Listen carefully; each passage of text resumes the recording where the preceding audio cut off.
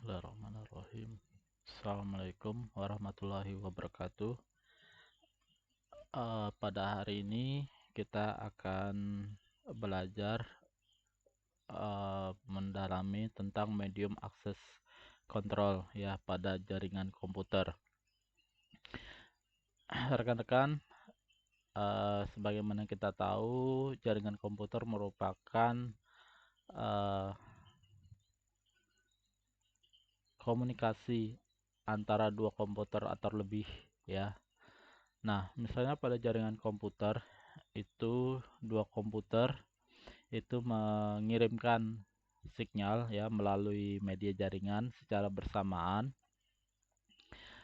Bisa jadi hal tersebut sinyalnya akan bertabrakan ya. Hal ini dinamakan dengan collision. Nah, bila sinyal itu bertabrakan, bisa jadi datanya itu akan rusak ya, bahkan hilang. Nah, bagaimana cara mengatasi agar tidak terjadi tabrakan tersebut?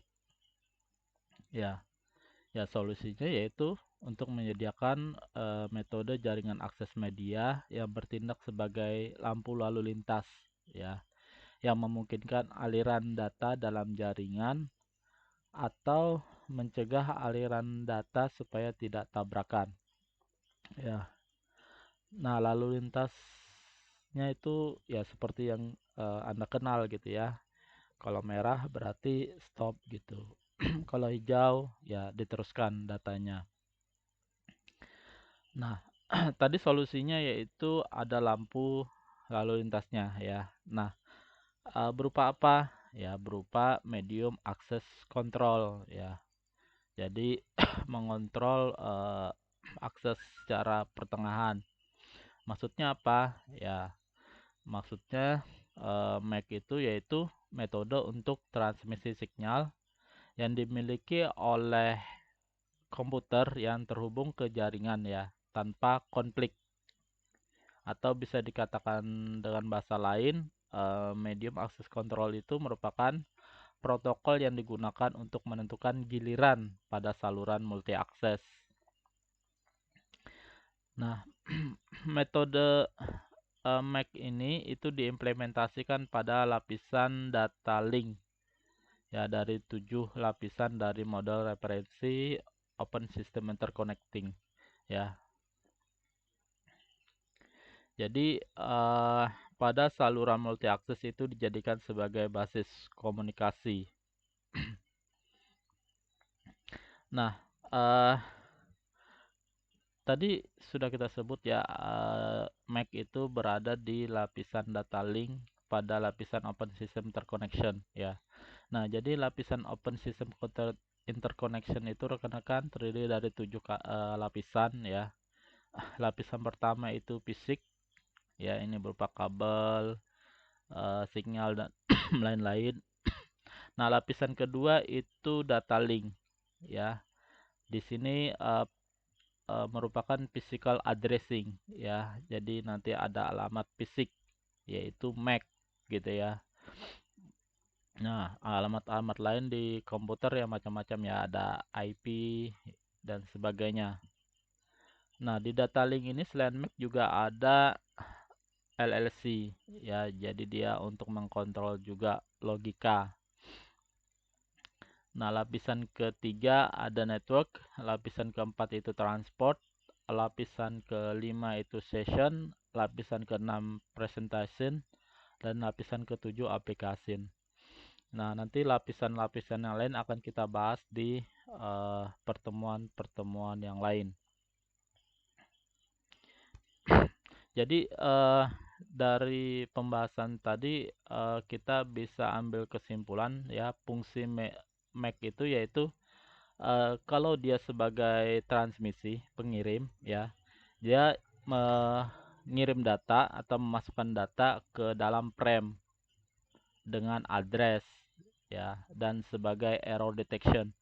Jadi data-data itu teman-teman nanti di NK sub NK dibungkus gitu ya, dibungkus menjadi frame gitu ya dengan mempunyai alamat. ya. Jadi alamat yang dituju nanti kemana. Dan di dalamnya juga ada error detection ya, kalau ada tubrukan dan sebagainya, sehingga datanya atau frame tadi apakah utuh sampainya atau sebagian atau malah tidak terkirim. Nah, dari sisi penerimaan ya, jadi dalam jaringan komputer kan ada yang mengirim, ada yang menerima. Nah, sebagai pengiriman, dia akan memilah dulu frame yang dikirim tadi ya, kemudian mengubahnya menjadi data dan address, juga sebagai error detection. Jadi dia mendeteksi apakah frame yang diterima itu ada error atau tidak. Nah, MAC tadi kan salah satunya protokol ya untuk sebagai lalu lintas pengiriman sinyal. Nah, di situ ada 3 metode ya. Pertama carrier sense multiple access, kemudian token passing, dan berikutnya demand priority. Nah, kita bahas satu persatu. Yang pertama carrier sense multiple access ya, carrier itu mengirim ya isi maksudnya pesannya ya. Nah, metode ini rekan-rekan cara kerjanya itu sebelum sebuah sistem dapat mulai mengirim data dalam jaringan, dia akan mendengar dulu sinyal bawaan pada kabel ya. Nah, ketika kabel tidak sibuk dengan pengiriman data yang lain, ia akan memulai transmisi ya. Jadi dia akan sense dulu apakah ada pengiriman dari yang lain. Nah, kalau tidak ada dia baru mengirim ya. Nah, sepanjang tidak ada sinyal sibuk pada kabel, setiap yang terhubung dapat segera memulai transmisi. Nah, teman-teman bisa cek pada gambar animasi di sebelah kanan bawah itu ya. Jadi dia mengecek dulu. Nah, kalau tidak ada baru dia mengirim.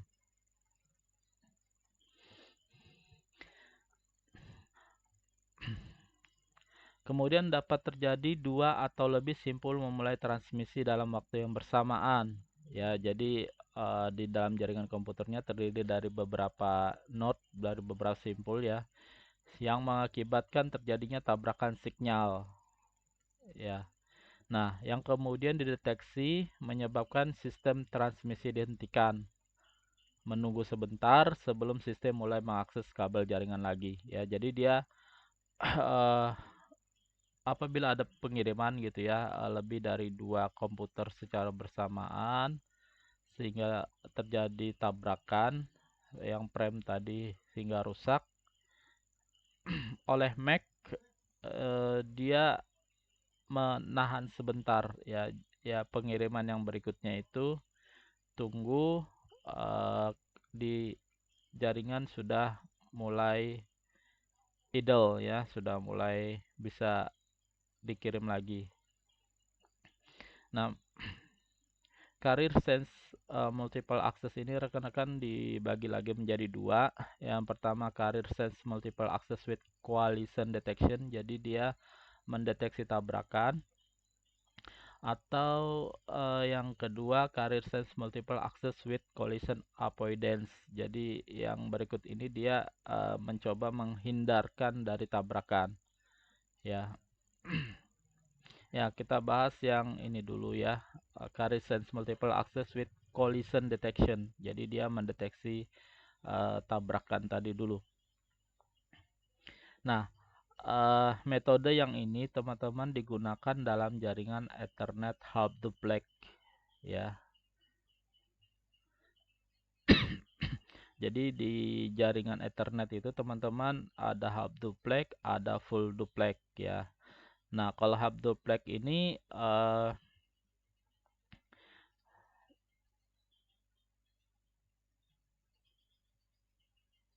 dia menggunakan media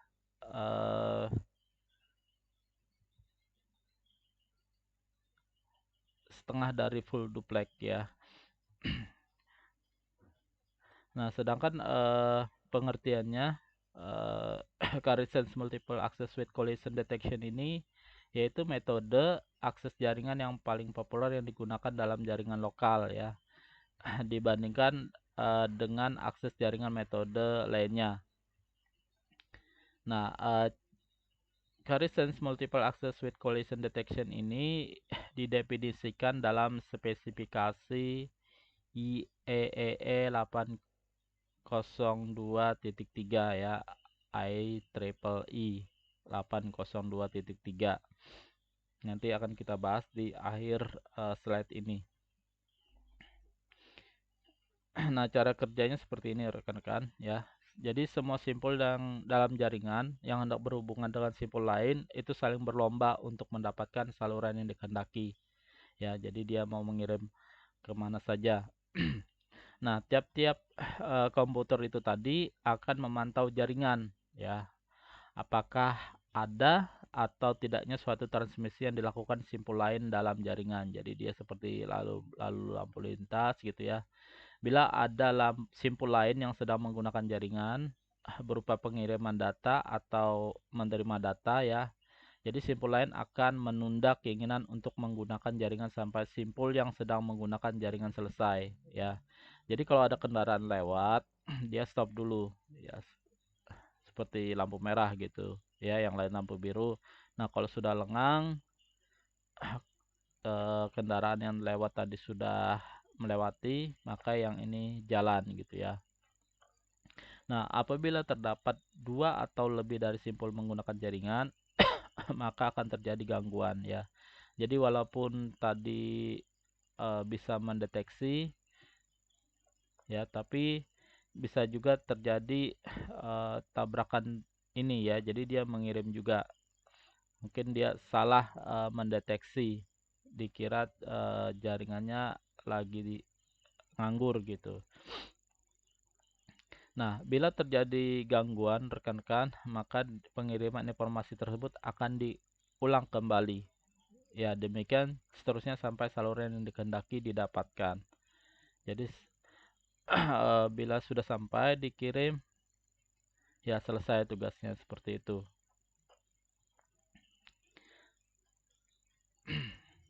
Nah, di dalam Mac ini teman-teman ada beberapa macam protokol ya, protokol. Ya. Nah, kalau Car Sense Multiple Access Protocol ini rekan-rekan yaitu sebuah sistem atau stasiun yang dapat mendeteksi apa yang dikerjakan stasiun yang lainnya dan menyesuaikan tingkah lakunya ya, sesuai penamaannya. Jadi dia Car Sense gitu. Jadi dia mendeteksi apakah yang lain ada mengirimkan atau tidak. Nah, protokol-protokol di mana stasiun mendengarkan sebuah carrier ya dan melakukan reaksi sehubungan dan hal tersebut atau disebut carrier sense protocol. Nah, CSMA ini ada dua ya, ada yang persisten, ada yang non persisten. Oke. Nah, kalau yang persisten teman-teman, yaitu jika stasiun memiliki data yang siap dikirimkan, maka stasiun mengecek apakah saluran sedang dipakai. Nah, jika saluran sibuk, menunggu sampai bebas. Nah, ketika diketahui terdapat saluran bebas, maka mulai mentransmisikan prem.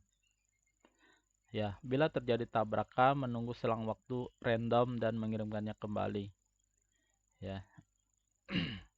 Nah, sedangkan non persisten, jadi sebelum dia mengirimkan prem, dia melihat saluran terlebih dahulu, sama seperti tadi ya. Tapi bila tidak ada stasiun yang lainnya sedang mengirimkan, maka stasiun tersebut mulai mengirimkan premnya. Oke, tapi jika saluran dipakai, stasiun tidak mengamati saluran secara terus-menerus, melainkan stasiun tersebut menunggu dalam selang waktu tertentu dan baru kemudian mengulangi algoritmanya ya. Jadi perbedaannya kalau yang persisten dia random.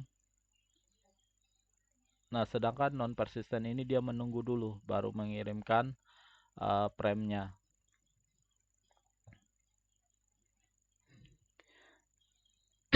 Nah, di CMSI yang kedua yaitu Car Sense Multiple Access with Collision Avoidance.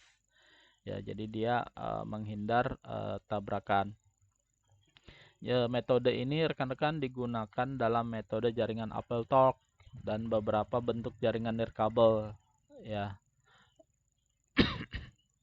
Nah, kalau yang ini dia standarnya menggunakan IEEE 802.11a ya, dan juga 11b dan juga 11g.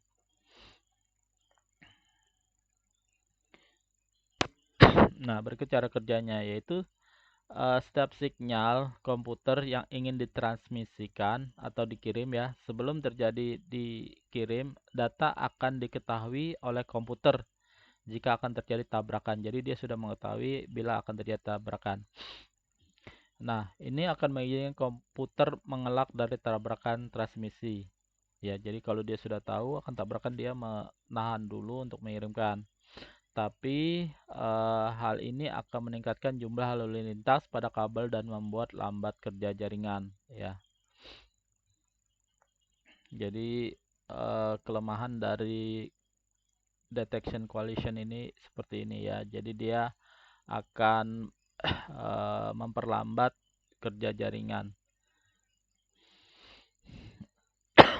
Nah, metode kedua di Mac itu rekan-rekan yaitu token passing ya. Nah, metode ini digunakan dalam teknologi jaringan token ring. Ya, jadi sebelumnya sudah kita pernah bahas ya mengenai protokol. Di situ ada ring. Nah, standar yang digunakan yaitu IEEE 802.5 ya. Jadi beda sama CSMA tadi. Kalau CSMA tadi 802.11 ya, ini 05. Nah, metode ketiga rekan-rekan yaitu demand priority. Nah, metode ini digunakan dalam jaringan dengan teknologi 100 PG AnyLAN ya. Tetapi standar yang digunakan IEEE 802.12 ya. Nah, bagaimana cara kita mengecek medium access controller pada laptop kita ya, teman-teman nanti bisa cek di laptopnya ya. Caranya sih macam-macam ya.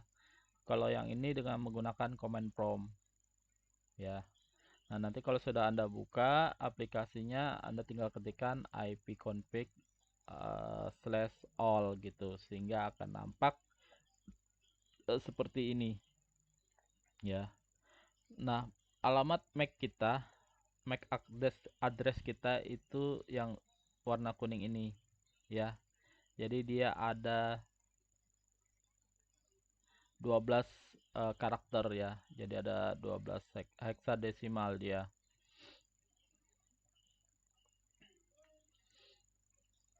Nah, teknik medium access control ini teman-teman yaitu media access control protocol untuk non-share media. Kemudian dia membutuhkan sedikit atau tanpa kontrol sebelum menempatkan frame pada media ya, karena sudah ada protokolnya. Nah, protokol ini mempunyai aturan dan prosedur yang sederhana untuk media access control ya. Tadi apabila dia mendeteksi akan tabrakan atau menghindari tabrakan seperti itu. Dan biasanya digunakan di topologi point to point.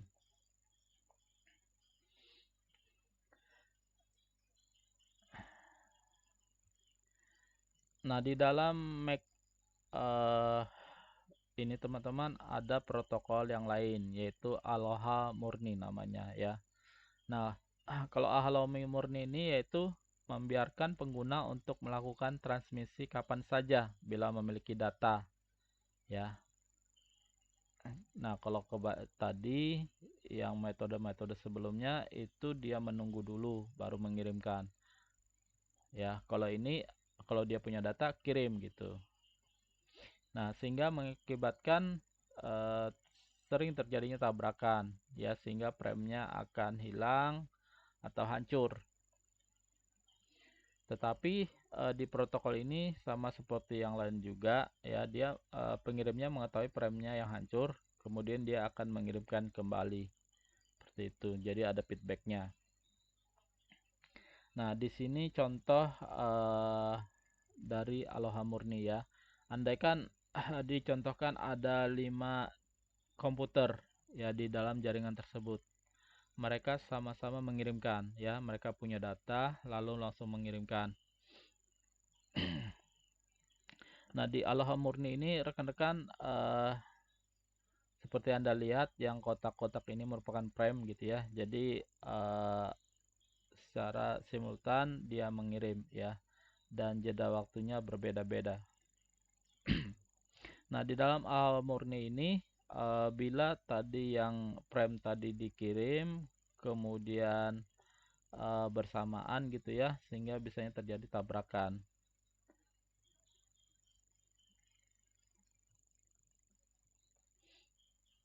Nah, selain Aloha Murni juga ada namanya Aloha berslot, ya.